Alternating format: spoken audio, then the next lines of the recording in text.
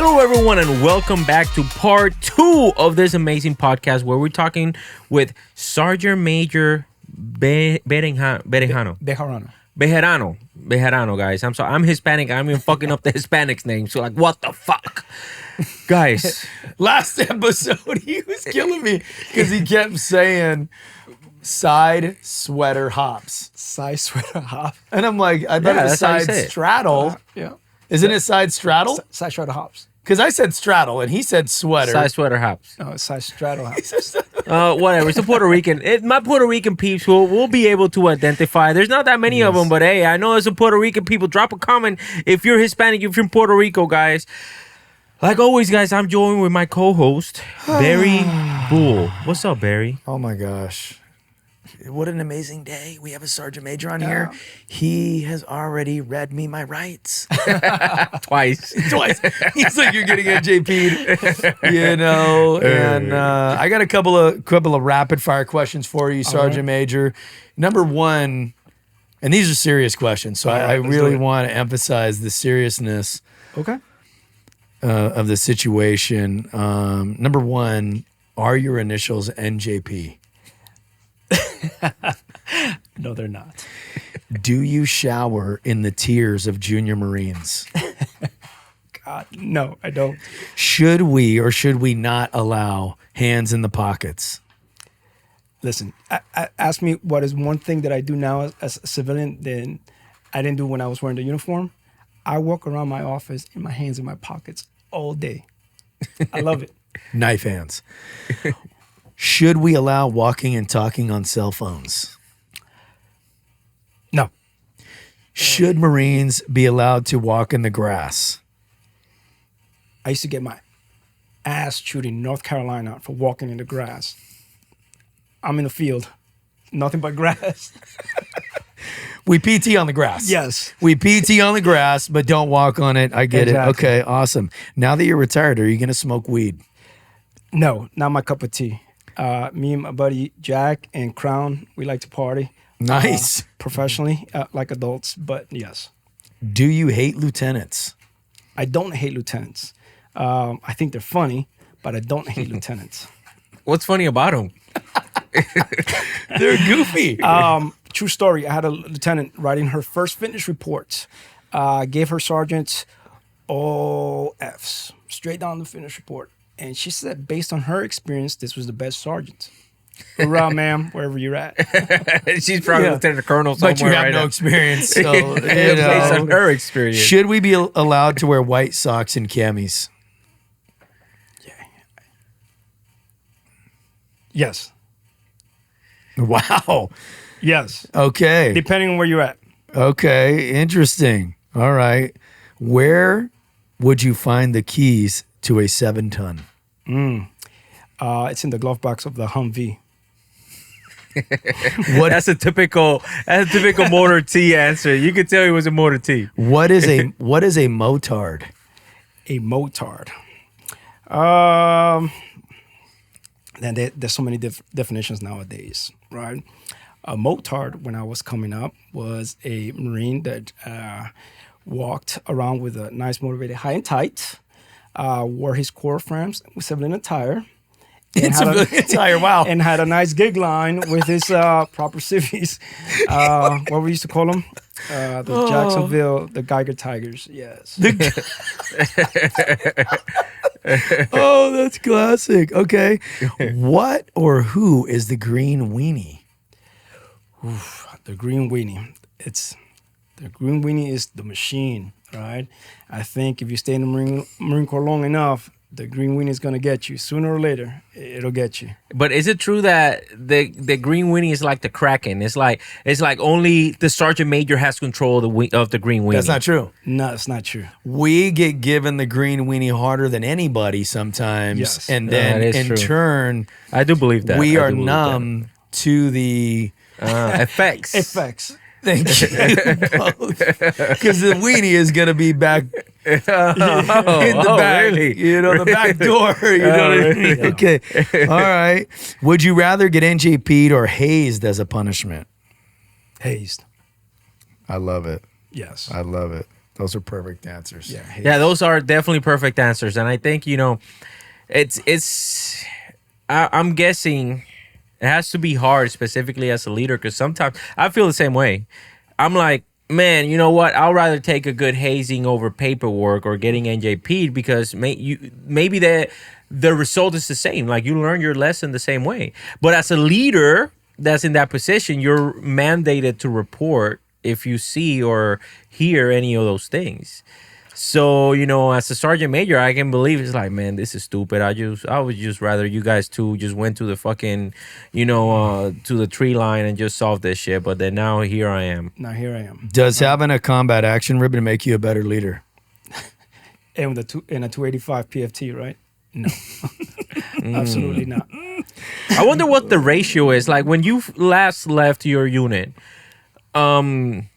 first of all, are you guys still doing Friday chucks? Not in the wing. Okay. We didn't do it. We did it when I was in Hawaii. We were doing them for a bit, but that's a thing that's going away, or I haven't seen it done. Okay, you haven't seen it. So when I'm talking about Friday, every Friday, they had to put the service Charlies on, or Bravos, depending on the time of the year.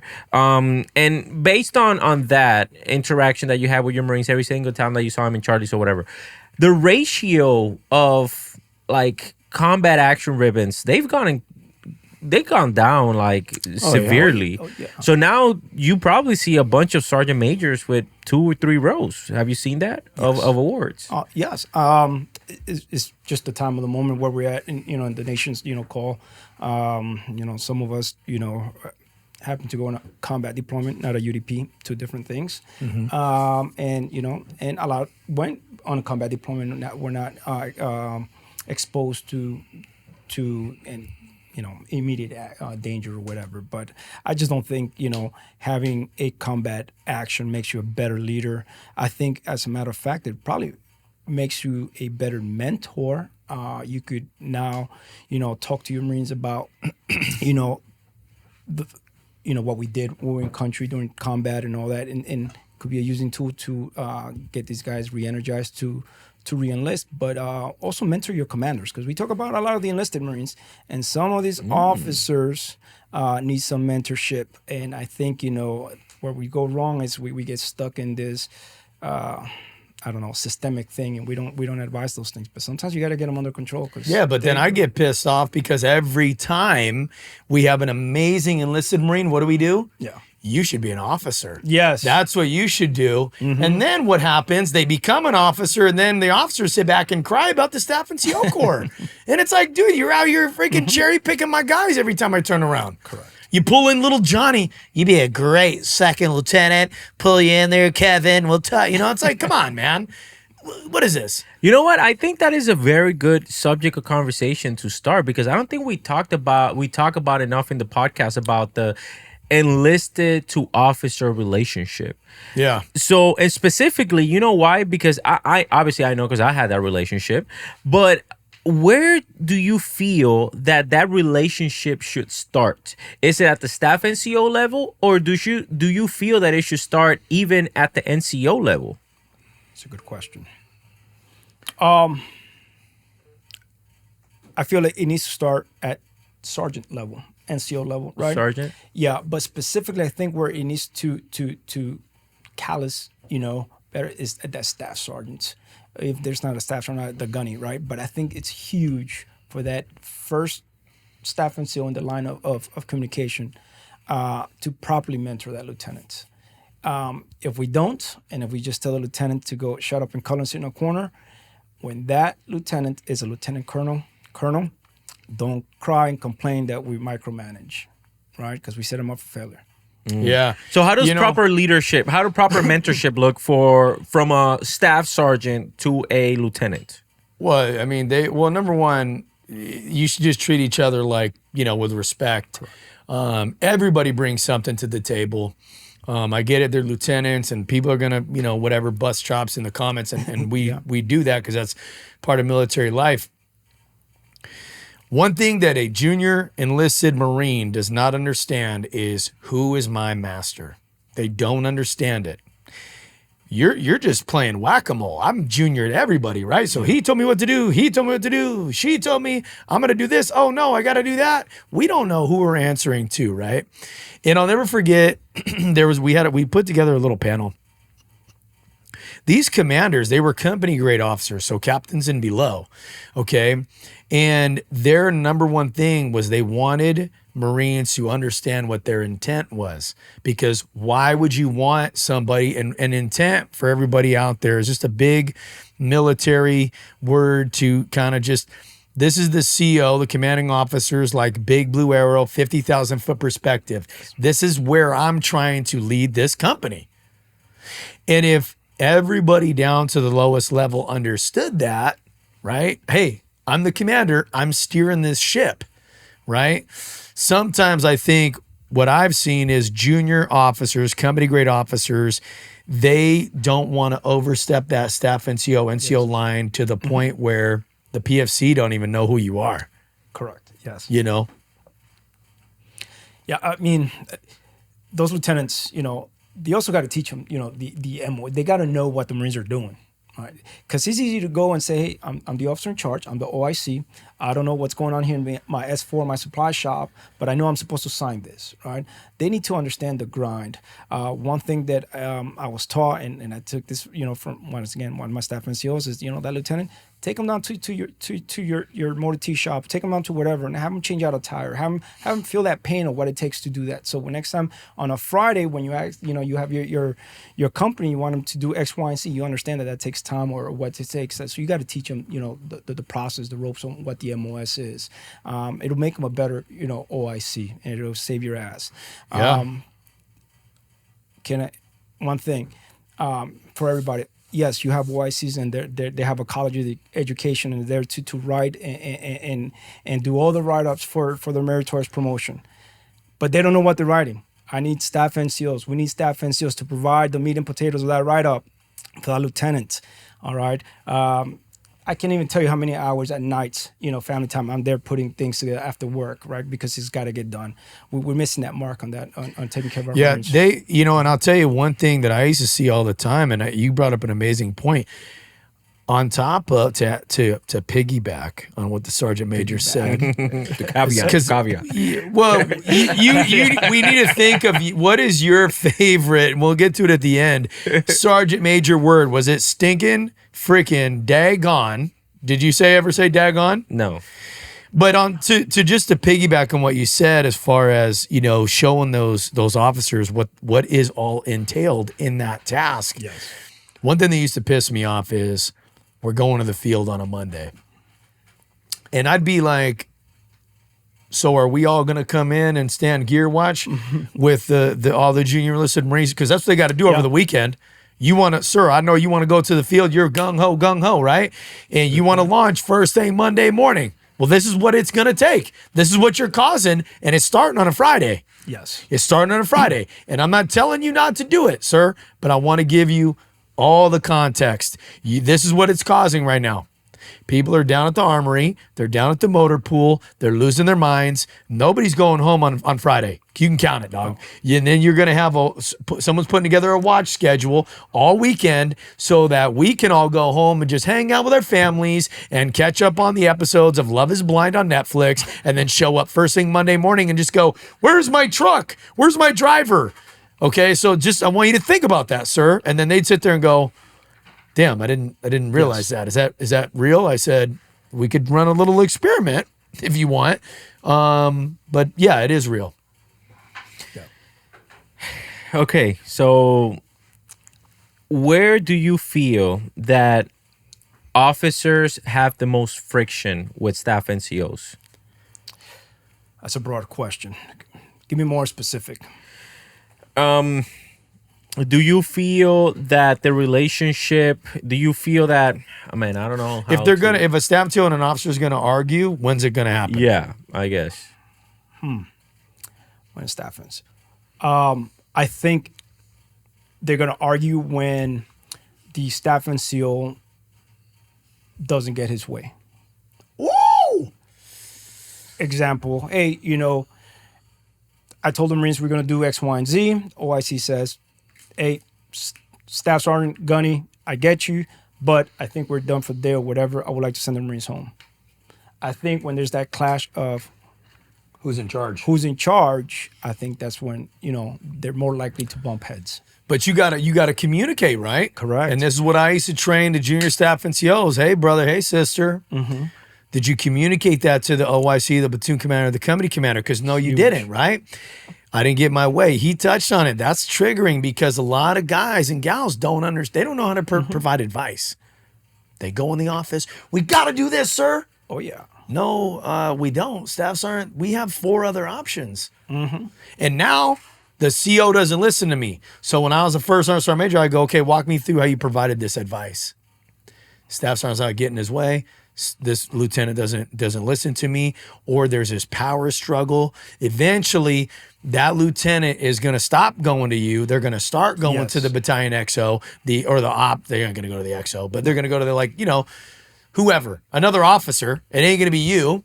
They may go to the first sergeant, and I used to walk them through this stuff, but it's tough. Yeah, it happens time to time. Hell, it has happened to me a few times as a sergeant major, right? Something simple as, hey, we want to do a battalion photo, whatever. How should we do it, or what's the uniform? It happened to me here in the wing. CO brings me in the XO is like, hey, gentlemen, I want to do, a squadron photo. What do you think, Sergeant Major? I said, okay, sir, I think this is, this uniform. He had all the things. We closed the doors. We had a John to conversation. I told my point, everything. At the end of the day, he is the commander, right? Yeah. There was nothing illegal, immoral, unethical about it. So I was like, okay, sir, guess what? What we do and what we have to do is take his intent and make it happen, right? True. Now, I do have a question, though. Like, up to what point does that, I'm going to put your example, Okay. Commander to sergeant major relationship or friction affects command climate? At what point does it affect command climate? Yes. Because immediately, sometimes you can tell when the sergeant major and the CO are really in sync. Mm-hmm. I don't think that the junior Marines can tell, but the staff NCOs can tell. Yeah, I don't think that's happened to me, or it happened to me as a sergeant major. But I think I had an incident, if I recall, as a first sergeant. And it was something simple. Something simple as we were doing a promotion ceremony, right? Typical, hey, get information, right?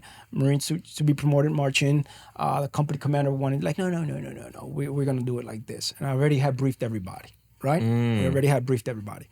At that point, I had options, right? Do I say, no, sir, this is the Marine Corps protected institution, this is what we're going to do? Or, okay, let it happen. I'm already getting triggered. Not going to put him on a spot in front of the other Marines, right? Because he is the company commander.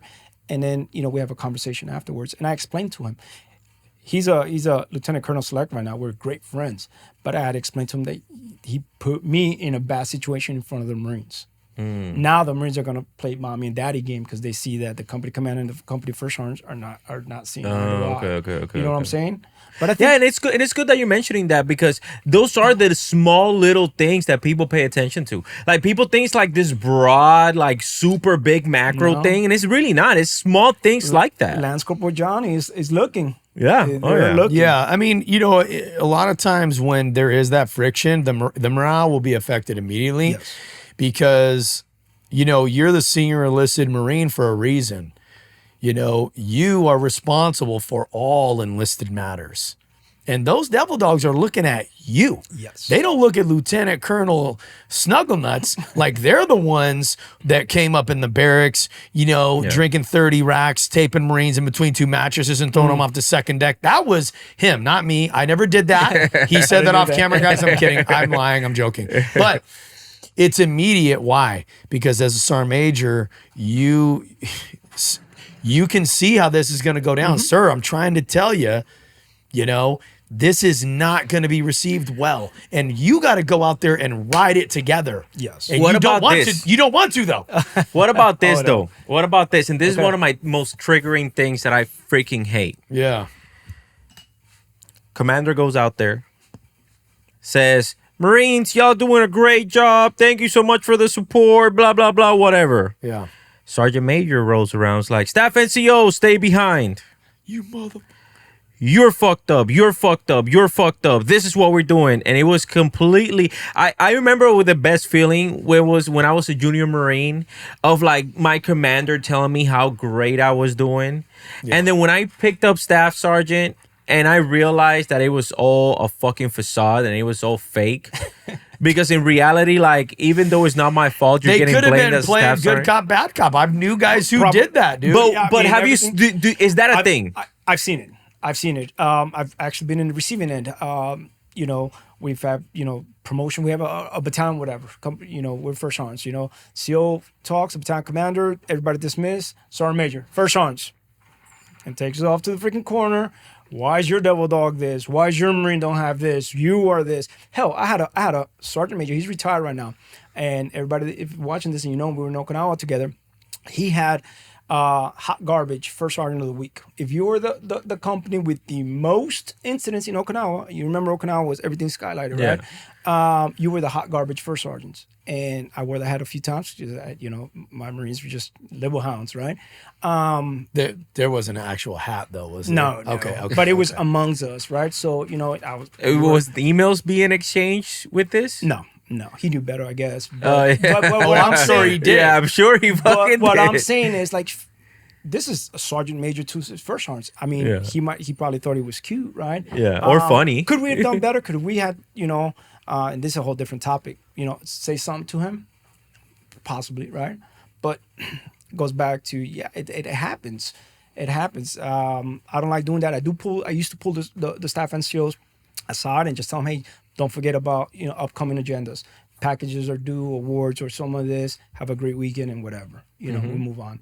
Other than that, you got to treat people with dignity and respect. I hated that when people didn't do that. It just used to irk me, you know, because we all hit this age or this rank and we just demand it. But for some reason, though, right, we'll turn around, we'll get promoted and we'll turn around and we won't give that to other people. And I never liked it. I always thought it was wrong. But what you're talking about, you know, pulling guys in, I don't think you should never talk to people like, you should never talk to people like I mean, that. it wasn't in a disrespectful way. It was like, damn, that's how you really feel? You know, there should be one-on-one conversations. Or if there is an issue, I think, you know, within the staff NCO rank, everybody has a staff NCO it's meeting, okay. Right? I remember there's a few of them that are sergeants majors now. They were junior first sergeants and my staff NCOs, they're not NCOs, whatever. They're not doing their job. I said, number one, do not say that. Don't say that. I'm going to tell you right now, don't say it because you're going to lose your audience right out of the gate. You're not going to have the intended effect. Number one. Number two, you need to, you know, help them get on target. How do you do that? Well, you got to sit there and talk to them about what do you want. Hey, let's put more of a focus on counseling, right? First sergeants, they always care about counseling. Why? Because you know why? Not because of the freaking Marine Corps, numbnuts. It's because we're tired of seeing dipshits get promoted. That's why. And you don't counsel them, and then they become the battalion XO. Yep. They become the battalion whatever, master sergeant, first sergeant, whoever it is, dude. The SACO, and everybody wonders how this That's how. Okay, just so to clear the freaking air. But we don't do it. Right. So you pull those guys aside and you just say, hey, look, this is where we need to put focus. But I would always tell those junior first sergeants, what process do you have in place to make sure it gets done? Dude, I never lost my mind. Marines aren't being counseled. Awesome. Cool. I'd be in my office and I was always really good at making things super socially awkward. So I just sit there and I'd be like, dude, how you guys doing? Hey, come on in. You guys sit down, have a seat. You know, company first sergeant major, whatever.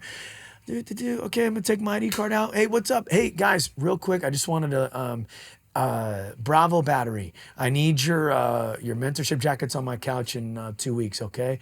Next order of business, blah, blah, blah. Now, in my mind, everybody just shit themselves, number one. Number two, the printers were already crying down at the battery office. I ain't got to flip out on somebody. Hey, dog, you got 2 weeks. Have the mentorship jackets on my couch. I'm just going to take a look at them, and we can come down and look at them together and stuff like that. There you go. There's my process. I'm going to tell you this. I don't think that it's wrong to, again, hold the standard. Yeah. Right? Like, because if you see something that's fucked up, I'm also not saying, like, dude, like, let things slide. It's just the way that the message is being delivered. It's like, you're fucked up, your company's fucked up. It's like, instead of just going like, just to give you guys an example, First Sergeant, I noticed, or whoever, Gunny, whatever, hey, I noticed this about your Marines. Yeah. Like, what's going on? Can you tell me about this? Because I noticed that the Marines, it can be something as simple. They weren't sounding off. They weren't looking like very demure. I'm kidding. They weren't looking very motivated. Like, is everything okay? Like, is there anything that you need from me? Maybe, I can help you and assist you. You're telling them the same thing. You're telling them their Marines are fucked up, but it's just the way that it's being communicated. But you know what I think? And it goes back to, and I say it again, and I think, I think that's where I think one of my biggest issues is, it's a systemic thing, because that person that was doing it, right? That's how he was raised in the Marine Corps. Yeah, to do that. True, exactly. So now he's doing that, and then the staff sergeant is going to do this, and then when the staff sergeants are gunning, he's going to do that. So it's systemic. So true. And one thing that we're doing better in the Marine Corps, but I in my humble experience, we don't communicate well. No, we don't communicate like shit. well. I attended. I was just look at talent management. I was privileged enough to attend the Navy SETME in Rhode Island. In Rhode Island, they do a really good job on communication.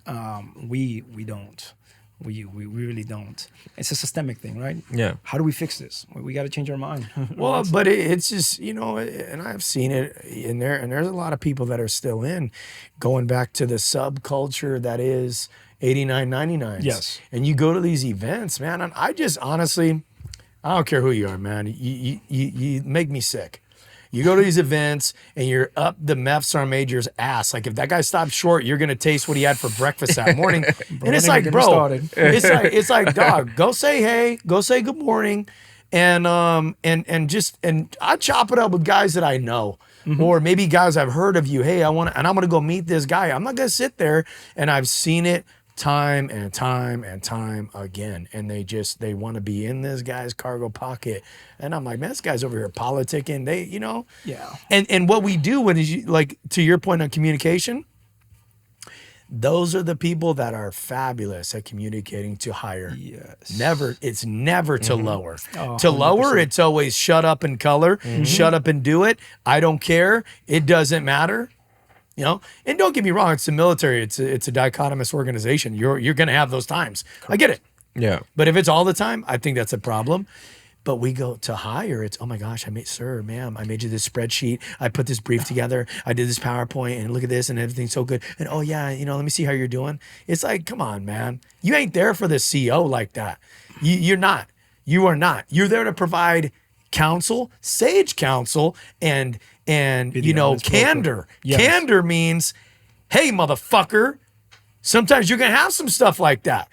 You are. I've been in those situations where I had to pull a CO in, and you're like, what was that? You just crushed that staff sergeant who worships the ground you walk on in front of everybody, sir. Now what are we supposed to do? Seriously, I'm asking you, sir. You're the freaking commander. You tell me, what do we do now? You just crushed that dude, and he didn't deserve that. Go ahead, sir. You're the, and they sit there. They don't know what to say. So those conversations are frequent then.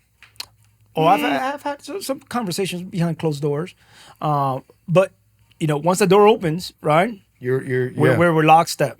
That's right. Because then that's when we get the whole command climate, frictions and everything, right? Yeah, and I would definitely like to have a commander here to talk about this, because we've had officers, but we haven't had a commanding officer. We have a couple of chief warrant officers. We never had a commanding officer, have we? I don't think we have, right, Barry? No. Okay, so to wrap up kind of this podcast, you're recently retired. Yes, sir. How do you feel about the state of the Marine Corps once you left? The whole Marine Corps, as far as the discipline of it, or just in general? Just the general way forward that they're taking. I think the tenacity of being a Marine is still there. I think the Marines still have that in their hearts, right? They want to do this. I think nothing separates us now from another branch of service.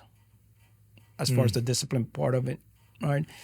I was in the exchange 2 weeks ago, waiting to get a haircut. Still get haircuts every Sunday. A Marine walked in green PT gear, green on green, sat down. Sergeant Major is emphasizing this because as Marines, we know this is not okay. So sat down. Nobody said nothing to that Marine. That Marine went and shopped on green and green. I seen him with a bag, and I'm like waiting, okay. So, we bring that Marine and we educate him. But that's the mentality now. Everybody's on their phones or in blinders. My point is we don't take care of our own. We like we used to, and I think Marines, normalization of deviance is setting in. The standard is here, and now we dropped it a little bit, so now it's here. And now it's here. And then we're competing for numbers, with other branch of services, right? And I could go on and go on, please do, because the whole shave thing, and I get it, right? We because now we allow Marines to shave, and you read the order, they have to be to the length. But we just let Marines walk around with this mane on their face, and there's just no corrections. What's the shave thing? I'm not caught up to speed. Is there they don't have to shave, or is it? Dude, you definitely haven't been in Camp Pendleton for a while. Is it if they have like a no shave chit? They go get a no shave chit, and if they're diagnosed to a certain amount of time, they could let their facial hair grow out or indefinitely, right? And they don't have to walk around with their no shave chit in their pocket, right? But there's sub-paragraphs to everything else, like every order, right? And they still have to maintain it. But now we have Marines that are, fading it. Our fades are all luscious and cute popularity contests. So to go back to your original question, I think, we're lacking that discipline, that we're missing as far as taking care of our own. Are we headed in the right direction, yes or no, as a Marine Corps? I don't believe so, no. If there was one message that you want to send to the Commandant of the Marine Corps and the Sergeant Major of the Marine Corps in regard to the direction that the Marine Corps is headed, what would it be? Change the slating process of Sergeants Major. It's very subjective. I'll give you an example. If you're my 06, I'm the 05, and you and I could have a professional disagreement, you don't like me, now you're going to rank me. There's no substance behind it now. It's just thing, and this happens. This happens, right? So I think if I would make a request to the Sergeant Major or the Commandant of the Marine Corps, change the slating process. Just because you made it to the commanding general doesn't mean you're a good leader. You just voice, communicate higher, up to higher, better, like you said. But yes. Yeah. Yeah, I didn't. Yeah, and for those of you guys that are out there and you don't know what the Sergeant Major is talking about, the slating process is how a Sergeant Major, all Sergeant Majors in the Marine Corps are the equivalent of like a Command Sergeant Major in the Army. Okay, so you are that senior enlisted advisor. You're the keeper of history, traditions. That's why you you don't carry it, but that's why you have the sword of office. Right, and it hangs in your office in there, and that's what it represents.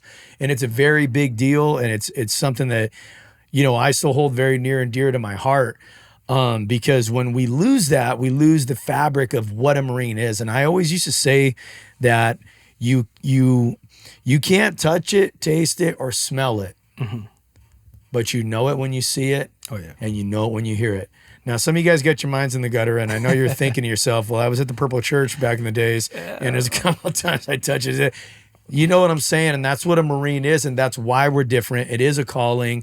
And I agree with you. Once a Marine, always a Marine. And I appreciate you coming on here, Sergeant Major. Thank you. And really, just 22 years, man.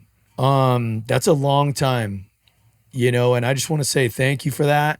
Thank you for coming on here and just giving us your wisdom, your knowledge, your experience. It's impossible. I'd love to have you back. Yeah, it's impossible to wrap it into 2 episodes. No, with most of our guests, it's impossible to just simply have 22 years of experience resumed in an hour and a half, 2 hours. Sure. I will say this though, as y'all know, I am not soliciting to these people. I'm not paying them absolutely anything to come out here and share their experience. Neither is Barry. Sergeant Major of the Marine Corps, Commandant of the Marine Corps.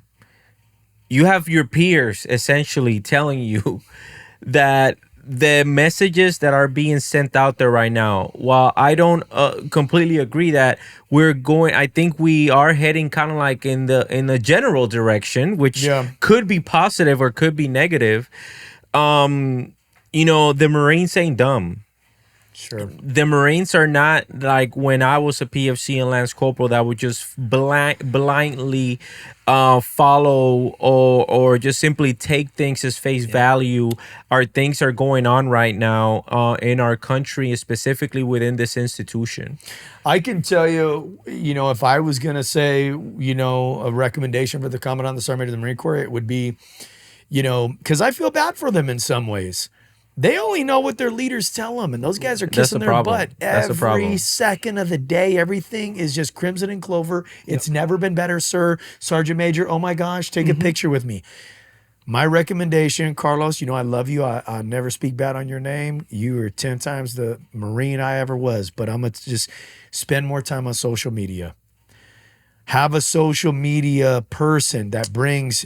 That's not the answer, Barry. Issues. No, it is. No, that's not the answer. It is. That is where every trend is, Albert. Tell me how it's not. I'm going to tell you why. Because he spends more time on social media than any other sergeant major. I don't mean him taking pictures. No. Listen to what I'm saying. I'm saying is that the message that he's trying to send out is too institutionalized. It's too much propaganda. Yeah, we're talking about two different things. We, the Marines, and you agree with me. You tell me if I'm wrong. At any point, this is not an agreement contest, right? This is at any point. Tell me if I'm fucking wrong. It's we're talking about two different things. We want to see the reality. We want some acknowledgement. I get what you're saying. I don't disagree with you. My thing is, somebody's got to, just like a command climate survey, right? That's where the realness comes out. And sometimes those commanders and sergeant majors, you're like, damn, I didn't know that. That's what I'm saying. From the Lance Corporal underground and all that stuff is out there and it's on social media. What you're referring to, and correct me if I'm wrong, is Sergeant Major, be more candid, be more real, bring me the real message. Address the real issues that really need to be addressed. Tell me, you can't get good Mexican food in Arizona. You know what I'm saying? Yeah. Guys, like I said, we don't have enough time. John, thank you so much for coming, brother. Thank you so much for coming. We hope to see you again. Hopefully we get to keep growing our channel, and maybe we can have more leadership panels like this. So that way, the Marines are out there and we feel that they need to see more leaders like you that are not afraid of coming out here and again saying how great this institution is. Because don't get me wrong, we all love the Marine Corps. We 100%. All talk about this because we are here and we're still passionate about serving. But at the same time, there's some things that need to be addressed, and the Marines need to kind of like sneak peek behind the curtains, like, oh, okay, so now I understand. So that way, when they're in their personal careers, they can be like, oh, I think I know what's going on, and I can relate to that. Yeah. So thank you so much for coming out here and sharing this information that you brought to us. Where can people find you at? Like on social media or just general? Yeah, don't give me your address. Don't give me your personal phone number. But if you have a first sergeant, if you have a gunny that might be like, man, I'm saying I relate to this person. I want to ask him this. I'm on Facebook. You can find me on Facebook. Send me a message. I'm open. How can they find you on Facebook? What's the name? It's my first and last name, John Bejarano on Facebook. Whenever I have Marines hit me up all the time, and I talk to them all the time. But listen, thank you for having me on the show. I really appreciate it. And I think giving a light to some of uncomfortable topics is good to have. But I also want to leave this on a positive end, note that we have great senior enlisted leaders out there. You got Sael Garcia down at the depot in Paris Island, phenomenal sergeant major. Dude, that guy is married to his high school sweetheart. Yes, we were neighbors in Hawaii. He's a great person and a great Marine leader, and he's doing the right thing. There's many, Christopher Rivera, Rupert Palmer. There's so many, but we just got to contain on what's spilling out a little bit, I think, and I think that would be my message to everybody. And don't confuse it. I would join the Marine Corps tomorrow if I had to do it again, if there was a need. I love the Marine Corps. Some of us just passionate about the Marine Corps and see some of those things that are lacking, that is just affecting some lives and the ability for Marines to lead. But yeah, thanks for having me. I think this is a great freaking podcast, and it gives a voice, and sheds light on certain uncomfortable topics. Dude, Sal Garcia, shout out to Eastern Recruiting Region. Isn't that what technically it is? He's the Depot Sergeant Major out there on the East Coast. We were drill instructors together, and I tell you what, this guy, you got to check out his page, man. He sends me stuff from time to time. He's never turned his back on me. Sal, I love you. He's married to his high school sweetheart. Yes. And this guy looks exactly how he did when he was a sergeant in Alpha Company. Like, I'm not kidding you. The guy's a machine. He's a machine. And he's one of those guys, he's intimidating to even approach, but once you start talking to him, he will never talk down on you. He's always going to put you in a position to win. So that's a big shout out. Well, Sergeant Major, if you want to come to the podcast, now we know that you can come out here to the podcast and bring some light and answer some of our questions. That it's not the questions that me and Barry have, it's the question that the people have, because this is the People Podcast. Thank you so much, you guys, for watching. I will see you guys in the next episode.